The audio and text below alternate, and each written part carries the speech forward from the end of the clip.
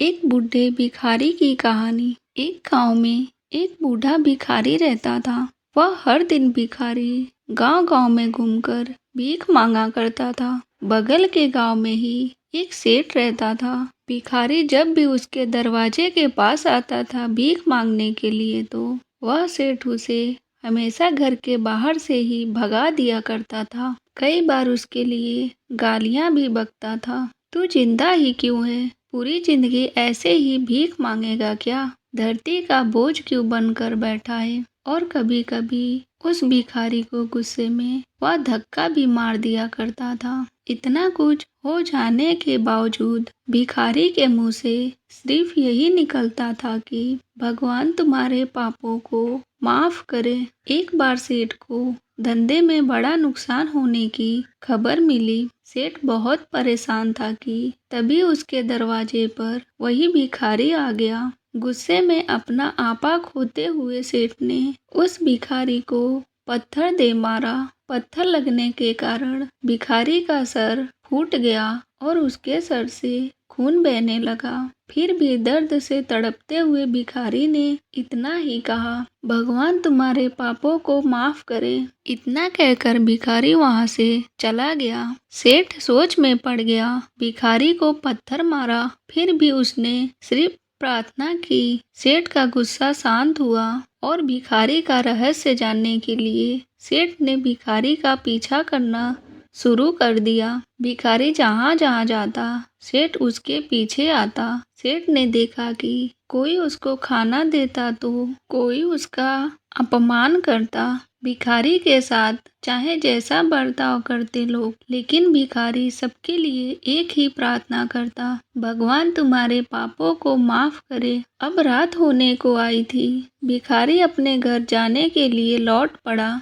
और अपने घर पहुंच गया, लेकिन सेठ अब भी उसका पीछा ही कर रहा था। एक पुरानी टूटी हुई खटिया पर एक बूढ़ी औरत लेटी हुई थी। काफी कमजोर और बीमार लग रही थी। वह भिखारी की पत्नी थी। अपने पति को वापस आते देखकर वह खटिया पर से नीचे उतर गई और खड़ी हो गई। पत्नी ने अपने पति के भीख वाले कटोरे में देखा, उसमें सिर्फ आधी बासी रोटी ही थी। उसे देखकर उसकी पत्नी बोली, आज बस इतना ही मिला, और हाँ, आपके सिर से खून निकल रहा है, यह चोट कैसे लगी? बूढ़ा भिखारी बोला, आज बस इतना ही मिला, किसी ने कुछ दिया ही नहीं। सब ने गालियां दी और एक ने तो पत्थर फेंक कर मारा, इसीलिए मेरा सर फूट गया। एक गहरी ठंडी सांस लेकर बूढ़ा भिखारी फिर से बोला, यह मेरे ही पापों का फल है। तुम्हें याद है कुछ सालों पहले हम कितने अमीर थे? क्या कुछ नहीं था हमारे पास। हमारे पास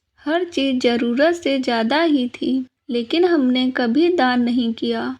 और उससे भी बुरा हमने उस अंधे भिखारी के साथ किया जो हमारे द्वार पर भीख मांगने आया करता था। भिखारी की पत्नी की आंखों में आंसू आ गए। वह बोली, हाँ, हम उस बेचारे अंधे के साथ बहुत बुरा बर्ताव करते थे, उसका अपमान करते थे, उसे खाने के लिए रोटी की जगह कागज दिया करते थे, उसका मजाक उड़ाया करते थे और कभी-कभी मार भी दिया करते थे उसे। मैंने कभी उसको रास्ता नहीं दिखाया। एक बार मैंने उसके मुंह पर मिट्टी भी फेंकी थी और वह हमेशा दुखी होकर यही कहता था कि भगवान तुम्हारे पापों की सजा जरूर देगा। उसका श्राप सच हुआ और हम इस दुख भरी जिंदगी में आ गए। भिखारी बोला, हाँ, उसका श्राप सच हुआ, इसीलिए मैं किसी को बद्दुआ नहीं देता। चाहे कोई मेरे साथ कैसा भी बर्ताव करे, मैं हमेशा उनके लिए प्रार्थना करता हूँ। मैं नहीं चाहता कि कोई भी हमारे जैसी जिंदगी का अनुभव करे, किसी को भी हमारे जैसे दुखों का सामना करना ना पड़े। वह नहीं जानते कि वह कितना बड़ा पाप कर रहे हैं, इसीलिए अनजाने में हुई पाप की ऐसी सजा किसी को ना मिले। सेठ वहीं पर छुपकर यह सारी बातें सुन रहा था। अब उसे सब कुछ समझ में आ गया था। भिखारी और उसकी पत्नी ने वह आधी रोटी मिल बांटकर खा लिया और भगवान को धन्यवाद बोलकर सो गए। अगले दिन बूढ़ा भिखारी फिर से भीख मांगने गया। सेठ के घर के पास जाते ही सेठ ने पहले से ही गरम रोटियां निकाल कर रख दिया था। रोटियां देते हुए सेठ बड़े प्यार से बोला, माफ कर दीजिए बाबा, मुझसे बहुत बड़ी गलती हो गई। बूढ़ा भिखारी बोला, भगवान तेरा भला करे। इतना कहकर वह आगे निकल गया। आदमी चाहे किसी के बारे में बुरा कहे या भला करे, लेकिन भगवान सिर्फ कर्म के हिसाब से उसको फल देते हैं। क्या हुआ अगर भगवान नहीं देखते हैं? लेकिन यह बात बिल्कुल सच है। उनके खाते में सबका हिसाब बहुत पक्का होता है। इसीलिए जब किसी के लिए कुछ भी करो तो अच्छा ही करो। हेलो, आगे और भी ऐसी कहानियाँ देखने के लिए प्लीज मेरे चैनल को सब्सक्राइब करें। बाय।